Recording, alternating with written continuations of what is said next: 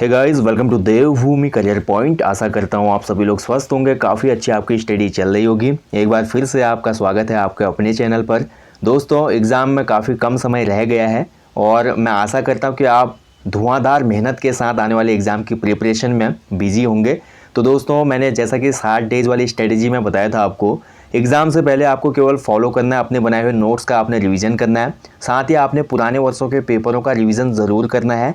Mock test और practice set भी ज़रूर लगाने हैं दोस्तों। अगर ये कॉम्बिनेशन अगर आप सेटअप कर लेते हैं तो यकीन मानिए दोस्तों, एग्ज़ाम क्रैक करने से आपको कोई भी नहीं रोक सकता। ये बेहद महत्वपूर्ण होता है कि किसी भी एग्ज़ाम से पहले हम मॉक टेस्ट और प्रैक्टिस सेट लगाएं और साथ ही पुराने वर्षों के पेपर को देखते हुए खुद को एनालिसिस करें कि कितना हमने पढ़ लिया है या कौन सी नई चीज़ रह गई है जो मुझे पढ़ना चाहिए। और इस बीच में केवल आपको एक ही चीज़ के लिए यहाँ पे मोटिवेट करूँगा कि आपको नया अगर कुछ पढ़ना है तो केवल करंट अफेयर पे फोकस करना। एक साल का एग्जाम डेट से एक साल पहले का उत्तराखंड करंट अफेयर और नेशनल इंटरनेशनल करंट अफेयर जो होता है उसका एक क्विक रिवीजन मार लेना, वो भी मेन पॉइंट जो होते हैं, क्योंकि वन डे एग्जाम में ज़्यादा गहराई वाले करंट अफेयर के प्रश्न भी नहीं बनेंगे। ठीक है, बाकी कुछ भी नया पढ़ने की कोशिश ना करें, इस बीच अपने नोट्स का ही रिवीजन करें और पुराने सालों के पेपर, मॉक टेस्ट और प्रैक्टिस सेट ज़रूर और ज़रूर लगाएं। बस इसके साथ ही देख लेना आप जब एग्ज़ाम हॉल में बैठेंगे कितना आपका अच्छा प्रदर्शन होता है और आप मेरिट लिस्ट में भी स्थान बनाने में सफल हो जाएंगे। तो दोस्तों, आज आपका स्वागत है एक नए सेशन में। यहाँ पर आज हम एक महत्वपूर्ण सेशन को डिस्कस करेंगे जहाँ से उत्तराखंड के एग्ज़ाम में, उत्तराखंड वाले पोर्शन में हमेशा दो या तीन प्रश्न बनते हैं। इसलिए मैं ये सेशन लेकर आया हूँ क्योंकि ये महत्वपूर्ण है। यहाँ पर हम बात करेंगे उत्तराखंड की भौतिक संरचना की और इस भौतिक संरचना वाले टॉपिक से आपके 2-3 प्रश्न जरूर बनते हैं। इसलिए मान लीजिए कि एक आपका क्विक रिवीजन करा रहा हूँ मैं, जिन लोगों का पुलिस का एग्जाम है, पटवारी, लेखपाल और फॉरेस्ट गार्ड का एग्जाम है, तो एक बेहतरीन क्विक रिवीजन होगा आपका। और अगर आप ये वीडियो देखेंगे तो लंबे समय तक आप ये संबंधित फैक्ट भी आपको याद हो जाएंगे। इसमें हम ये देखेंगे कि उत्तराखंड का जो भौतिक रचना है उससे संबंधित महत्वपूर्ण की पॉइंट कौन से हैं जहाँ से क्वेश्चन बनेंगे, और इसके अलावा जो अंतर्राज्यीय सीमा है और अंतर्राष्ट्रीय सीमा है वहाँ से किस प्रकार के प्रश्न एग्जाम में पूछे जा सकते हैं, उनके बारे में भी एक शॉर्ट यहाँ पे हम क्या करेंगे, डिस्कस करेंगे। बस आपको की पॉइंट याद करवाना ही इस वीडियो का मकसद है, यानी कि आपको एक फुल फ्लो रिवीजन करवाना है हमने उत्तराखंड की भौतिक संरचना का। तो चलिए देखेंगे दोस्तों, उत्तरांचल या उत्तराखंडी राज्य। सबसे पहले तो इस बात पे हम आते हैं दोस्तों, जब देखिए राज्य का गठन हुआ था 9 नवंबर 2000 को, 9 नवंबर 2000 को उत्तरांचल का गठन हुआ था दोस्तों। उस समय इसका नाम उत्तरांचल था। उस समय केंद्र में नेशनल डेमोक्रेटिक अलायंस था, यानी कि राष्ट्रीय जनतांत्रिक गठबंधन, और तत्कालीन जो प्रधानमंत्री थे राज्य बनते समय वो अटल बिहारी वाजपेयी थे, और तत्कालीन जो हमारे राष्ट्रपति थे वो KR नारायणन थे। ठीक है, ध्यान रखेंगे। उस समय हम उत्तर प्रदेश से अलग हुए और उत्तर प्रदेश के तत्कालीन मुख्यमंत्री राजनाथ सिंह थे। तो ये तो हो गई बात हिस्टोरिकल, उत्तराखंड जब गठन में आया। जब राज्य बना दोस्तों तो उत्तरांचल नाम था 9 नवंबर 2000 को, और अगले 6-7 सालों तक यही नाम रहा, 7 सालों तक, और फाइनली 1 जनवरी 2007 के बाद उत्तरांचल का नाम बदलकर उत्तराखंड कर दिया गया। देखिए दोस्तों, उत्तराखंड की मैं बात करूं, ये एक हिमालयी राज्य है, यानी कि एक पहाड़ी राज्य है, और हिमालय की गोद में बसा हुआ एक खूबसूरत राज्य भी इसको कहा जाता है। और नैसर्गिक सौंदर्यता तो उत्तराखंड की आप सभी लोग जानते हैं। और देश में जब हमारा उत्तरांचल राज्य बना था तो इसको 11वें हिमालयी राज्य का दर्जा दिया गया था। ठीक है, तो ये देश का 11वां हिमालयी राज्य था। ये भी एक महत्वपूर्ण पॉइंट है, इसको आप नोट कर लीजिएगा। अब बात करते हैं दोस्तों उत्तराखंड राज्य की जो भौतिक संरचना का एक टॉपिक है। इसमें हम देखेंगे उत्तराखंड का जो अक्षांशीय विस्तार है और देशांतर विस्तार है कितना है ये। तो आप सभी ने पढ़ा है दोस्तों भूगोल की क्लासों में। देखिए, जो ग्लोब होता है ना, ग्लोब पे जो तिरछी रेखाएं होती है दोस्तों, ये अक्षांशीय रेखाएं होती हैं, और ग्लोब पे जो हमारी उत्तरी ध्रुव से दक्षिणी ध्रुव को मिलाने वाली काल्पनिक रेखाएं होती हैं, ये कहलाते हैं देशांतर रेखाएं। तो उत्तराखंड की भी अक्षांशीय और देशांतरीय जो रेखा स्थिति है, इन रेखाओं के हिसाब से वो डिस्कस करना आवश्यक है। उत्तरांचल राज्य को या उत्तराखंड राज्य को अगर हम देखते हैं दोस्तों मैप में, तो साफ पता चलता है कि उत्तराखंड एक कैसा राज्य है। ये एक रेक्टेंगल शेप में बना हुआ राज्य है, यानी कि एक आयताकार राज्य। ये क्वेश्चन भी कई बार बना है, उत्तराखंड राज्य कैसा दिखाई देता है, तो ये आयताकार दिखाई देता है। ठीक है, जैसे कि आप देख पा रहे होंगे। अब बात करें इसकी जो अक्षांशीय स्थिति है, तो अक्षांशीय स्थिति का विस्तार है 28 डिग्री 43 मिनट से 31 डिग्री 27 उत्तरी अक्षांश, क्योंकि उत्तरी अक्षांश में हम बसे हुए हैं। ठीक है, और वहीं देशांतरीय विन्यास की या विस्तार की मैं बात करूँ तो 77 डिग्री 34 मिनट से 81 डिग्री 2 मिनट पूर्वी देशांतर के मध्य है। यानी कि विस्तार आपका सिंपली पूछा जा सकता है इसमें। तो राज्य का जो अक्षांशीय विस्तार है कितना है, अक्षांशीय विस्तार पूछ लेगा तो 2 डिग्री 44 मिनट है। 2 डिग्री 44 मिनट। वहीं देशांतरीय विन्यास पूछ लेगा राज्य का, तो देशांतरीय विन्यास है 3 डिग्री 28 मिनट। ठीक है, तो आपको ये याद कर लेना है। राज्य कैसा दिखाई देता है मैंने बता दिया। राज्य का जो हमारा पूरा भूभाग है वो आयताकार दिखाई देता है। राज्य की मैं बात करूँ, ये पूर्व है, पूर्व से पश्चिम तक की कुल लंबाई कितनी है, क्वेश्चन बन सकता है। तो पूर्व से पश्चिम तक की कुल लंबाई है 358 किलोमीटर। ठीक है, और वहीं राज्य की उत्तर से लेकर दक्षिण तक की चौड़ाई कितनी है, तो यह है 320 किलोमीटर। कितनी है, 320 किलोमीटर। ठीक है, बाकी अब आ जाते हैं दोस्तों राज्य सांख्यिकी डायरी का जो लास्ट आंकड़ा आया था 2016 में, उसके अकॉर्डिंग उत्तराखंड राज्य का कुल क्षेत्रफल जो था वो था 53,483, यानी कि 53,483 वर्ग किलोमीटर। ये उत्तराखंड राज्य का कुल क्षेत्रफल है, जो कि देश के क्षेत्रफल का यानी कि भारत के कुल क्षेत्रफल का मात्र 1.69% है। यानी कि भारत तो बहुत बड़ा देश है और उत्तराखंड हमारा छोटा सा पहाड़ी राज्य है, तो भारत के क्षेत्रफल के हिसाब से हमारे राज्य का क्षेत्रफल मात्र 1.69% है। ठीक है, अब ये 53,483 जो वर्ग किलोमीटर उत्तराखंड का क्षेत्रफल है दोस्तों, इसमें से पर्वतीय जो एरिया आता है, पर्वतीय एरिया ज़्यादा है उत्तराखंड में। ठीक है, पर्वतीय एरिया का जो क्षेत्रफल आता है वो प्रतिशत में लगभग 86.07% है। यानी कि वर्ग किलोमीटर में बात करूं तो 46,035 वर्ग किलोमीटर है। कितना है, 46,035 वर्ग किलोमीटर। और वहीं मैदानी क्षेत्र 53,483 में से जो मैदानी भाग है वो मात्र कितना है, 13.93%। ठीक है, 13.93%, जो कि क्षेत्रफल में आ जाता है 7,448 वर्ग किलोमीटर। यानी कि उत्तराखंड में 46,035 वर्ग किलोमीटर भाग पर्वतीय है, जबकि 7,448 वर्ग किलोमीटर भाग मैदानी है। इसलिए उत्तराखंड पूरा पहाड़ी राज्य कहलाता है, क्योंकि पहाड़ का विस्तार उत्तराखंड में ज़्यादा है। पर्वतीय भाग ज़्यादा है, 86% है। ठीक है, और मैदानी भाग लगभग 14% है, 13.93 एग्जैक्ट आंकड़ा है। अब बात कर लेते हैं दोस्तों, इसमें जो सबसे मेन क्वेश्चन बनता है आपका कि उत्तराखंड राज्य का कौन सा जनपद है जिसका क्षेत्रफल सर्वाधिक है। तो सर्वाधिक क्षेत्रफल वाला जनपद है भाई हमारा चमोली। ठीक है, इसमें बिल्कुल भी कंफ्यूज मत होना। कुछ किताबों में उत्तरकाशी भले दिया होगा, लेकिन सर्वे ऑफ इंडिया की रिपोर्ट के हिसाब से जो हमारा चमोली है इसका क्षेत्रफल है 8,030 वर्ग किलोमीटर, और ये उत्तराखंड का सर्वाधिक क्षेत्रफल वाला जनपद है। और वहीं बात करें न्यूनतम क्षेत्रफल वाला जनपद कौन सा है, तो न्यूनतम क्षेत्रफल वाला जनपद चंपावत है, जिसका क्षेत्रफल मात्र 17,766 वर्ग किमी है, 1,766 वर्ग किमी। ठीक है, तो दोनों का नाम च से आता है। चमोली सबसे बड़ा है, चंपावत सबसे छोटा है, इसको आप कनेक्ट कर लेना। ठीक है, राज्य की बात करते हैं दोस्तों, तो राज्य में हम देखते हैं राज्य की जो प्राकृतिक सीमाएं हैं, प्राकृतिक सीमा को मैं अगर डिस्कस करूं, देखिए कितनी खूबसूरत हमारे राज्य की बनावट है कि पूर्व में राज्य की प्राकृतिक सीमा बनाती है काली नदी। देखिए पूर्व में पूरी काली नदी सीमा बनाती है। उत्तर में हम देखें तो उत्तर में हिमालय को भारत का रक्षक कहते हैं, क्योंकि हिमालय को भेद पाना बहुत मुश्किल है। अगर हिमालय ही नहीं होता तो क्या हम चाइना से बचे होते, खुद सोचिए ना।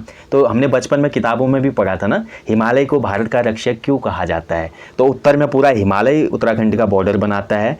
और वहीं बात करें पश्चिम में, तो टोंस नदी पश्चिम में पूरा बॉर्डर हमारा बनाती है। और दक्षिण का जो भाग है हमारा तराई वाला, तो दक्षिण का भाग हमारा पूरा उत्तर प्रदेश से लगा हुआ है। यानी कि उत्तर में वृहत हिमालय, पश्चिम में टोंस नदी, पूर्व में हम देखते हैं दोस्तों हमारी काली या शारदा नदी है, और दक्षिण में हम देखते हैं दोस्तों तराई क्षेत्र है पूरा। ठीक है, अब वहीं देशों की बात करें तो देश के हिसाब से अगर हम इस देखें भौगोलिक विन्यास को, तो पूर्व में हमारा राज्य टच करता है नेपाल को, उत्तर में राज्य टच करता है तिब्बत आधिपत्य चीन को, और पश्चिम में उत्तर पश्चिम में हमारा राज्य टच करता है हिमाचल प्रदेश को, एंड दक्षिण में हमारा राज्य टच करता है उत्तर प्रदेश को। ठीक है, एक और ध्यान रखने वाली बात है दोस्तों, हमारा राज्य हरियाणा से सीमा नहीं बनाता है। कई किताबों में आपको दिया है वो गलत डेटा है। हरियाणा से हमारा कोई भी जनपद स्पर्श नहीं करता। ठीक है, इस चीज़ का ध्यान रखेंगे।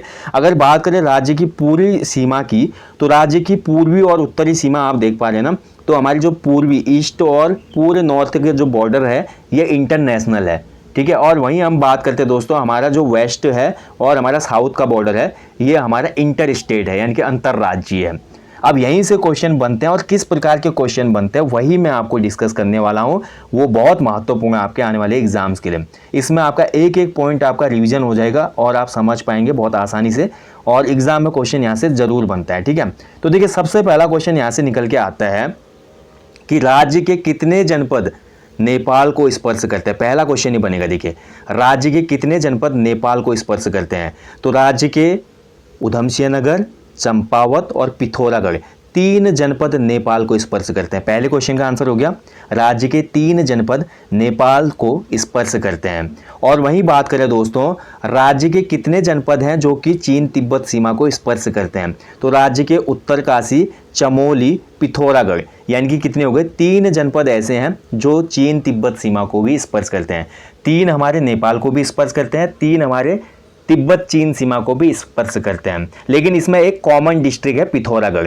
तो पिथौरागढ़ देखिए राज्य का एकमात्र ऐसा जनपद है दोस्तों जो कि 2 देशों की सीमा साझा करता है, यानी कि उत्तर में ये लगता है चीन तिब्बत से और पूर्व में पिथौरागढ़ का बॉर्डर से शेयर होता है नेपाल से। ठीक है, तो यानी कि अब हमारे पास कुल कितने जनपद हो गए जो अंतर्राष्ट्रीय सीमा स्पर्श करते हैं, तो कुल हम देखते हैं तो दोस्तों कुल हमारे पास 5 जनपद हो गए। ठीक है, जो कि अंतर्राज्यीय सीमा बनाते हैं। कौन कौन से, उधमसिंह नगर, चंपावत, पिथौरागढ़, चमोली, उत्तरकाशी, इन 5 जनपदों की सीमा अंतर्राष्ट्रीय है। क्वेश्चन बन सकता है कि उत्तराखंड के कितने जिले अंतर्राष्ट्रीय सीमा बनाते हैं, तो 5 जनपद हैं जो कि अंतर्राष्ट्रीय सीमा बनाते हैं। ठीक है, ध्यान रखेंगे।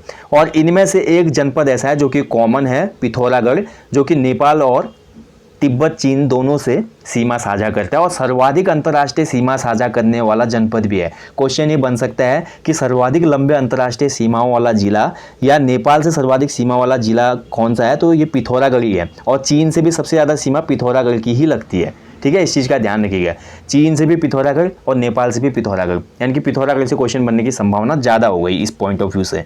ठीक है, तो ये तो हो गया भाई हमारा इंटरनेशनल बॉर्डर, जितने भी पॉइंट बनेंगे एग्जाम में वो मैंने आपसे डिस्कस कर लिए।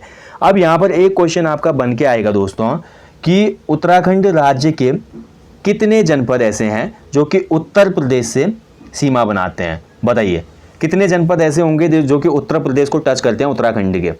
देखिए अगर आप ध्यान से इस मैप को देखेंगे तो उत्तराखंड राज्य के 5 जनपद, 5 कौन कौन से, देहरादून, हरिद्वार, पौड़ी, उधमसिंह नगर और नैनीताल, तो 5 जनपद ऐसे हैं उत्तराखंड राज्य के जो कि उत्तर प्रदेश से सीमा साझा करते हैं, यानी कि उत्तर प्रदेश से हमारे 5 ही जनपद लगते हैं। लेकिन अगर क्वेश्चन यहीं पे बदल गया, क्वेश्चन जस्ट इसका उल्टा मैं कर दूं कि उत्तर प्रदेश के कितने जनपद उत्तरांचल को टच करते हैं, उत्तर प्रदेश के कितने जनपद उत्तराखंड को स्पर्श करते हैं, तो इसका आंसर है दोस्तों आप देख पा रहे हैं 1 2 3 4 5 6 7, उत्तर प्रदेश के 7 जनपद उत्तराखंड को स्पर्श करते हैं। ठीक है, हमारे राज्य के तो 5 ही करते हैं, लेकिन उत्तर प्रदेश के 7 जनपद हमारे राज्य को स्पर्श करते हैं। कौन कौन से हैं, सहारनपुर, मुजफ्फरनगर, बिजनौर, मुरादाबाद, रामपुर, बरेली और पीलीभीत। ठीक है, तो ये पॉइंट आपका क्लियर हो गया ना। अब इसके बाद जाते हैं दोस्तों हम उत्तर पश्चिम में। उत्तर पश्चिम में अगर हम ध्यान से देखते हैं दोस्तों तो उत्तराखंड राज्य के कितने ऐसे जनपद हैं जो कि हिमाचल को टच करते हैं, तो यहाँ से अगर क्वेश्चन बनेगा तो उत्तराखंड राज्य के मात्र 2 जिले हैं जो कि उत्तरकाशी और देहरादून है। उत्तराखंड के 2 ही ऐसे जनपद हैं जो कि हिमाचल को टच करते हैं। ठीक है, ध्यान रखिएगा कौन कौन से, देहरादून और उत्तरकाशी। लेकिन यही क्वेश्चन उल्टा हो जाए जैसा नीचे हुआ, तो अगर ये क्वेश्चन बन जाता है कि हिमाचल के कितने जनपद उत्तराखंड के स्पर्श में है, तो हिमाचल के 3 जनपद उत्तराखंड को स्पर्श करते हैं। ठीक है, कौन कौन से, किन्नौर, शिमला और सिरमौर। ठीक है, तो दोनों पॉइंट क्लियर हो गए ना। अब यहाँ पर देखिए दोस्तों अगला जो पॉइंट आ जाता है, अगला पॉइंट और महत्वपूर्ण है।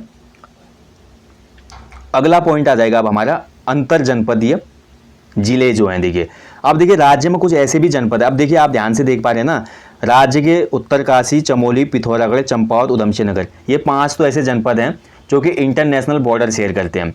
अब उधमसिंह नगर को आप देखेंगे एक कॉमन जनपद हो जाता है जो कि अंतर्राज्य और अंतर्राष्ट्रीय दोनों सीमाओं को स्पर्श कर रहा है। उधमसिंह नगर दक्षिण में उत्तर प्रदेश को भी टच करता है, उधमसिंह नगर पूर्व में नेपाल को भी टच करता है। यानी कि एक क्वेश्चन यूनिक सा यहाँ से बन जाएगा जो कि किसी किताब में नहीं है।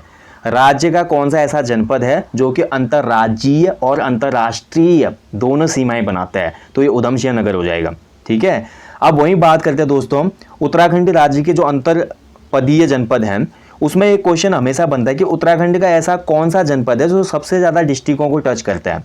बहुत इंपॉर्टेंट क्वेश्चन है, हमारे राज्य का ऐसा कौन सा जनपद है जो सर्वाधिक जनपदों को स्पर्श करता है, तो इसका आंसर है दोस्तों पौड़ी।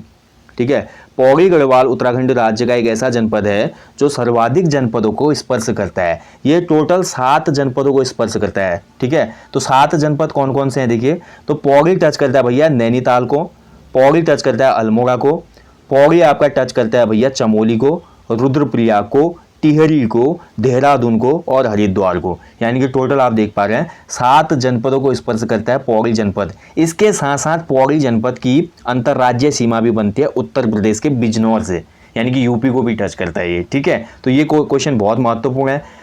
राज्य का सर्वाधिक जनपदों को स्पर्श करने वाला जनपद कौन सा है? तो ये पौड़ी गढ़वाल है, जो कि 7 जनपदों को स्पर्श करता है। ठीक है, और यहीं पर एक क्वेश्चन और बनता है दोस्तों, राज्य के कितने ऐसे जनपद हैं जो कि किसी भी अंतर्राष्ट्रीय या अंतर्राज्यीय जनपद को स्पर्श नहीं करते? अंतर्राज्यीय, ठीक है, यानी कि कौन से ऐसे इंटरनल डिस्ट्रिक्ट है हमारे, ना तो वो इंटरनेशनल बॉर्डर पे टच करते हैं, ना वो किसी राज्य से टच करते हैं। तो ऐसे भी हमारे 4 जनपद हैं। ठीक है, बहुत इंपॉर्टेंट है दोस्तों। केवल 4 जिले ऐसे हैं, 2 हमारे गढ़वाल खंड में है, 2 हमारे कुमाऊं में है, जो ना तो किसी देश से मिलते हैं ना किसी राज्य से मिलते हैं, यानी कि ये पूर्णतः आंतरिक जनपद हैं। कौन कौन से?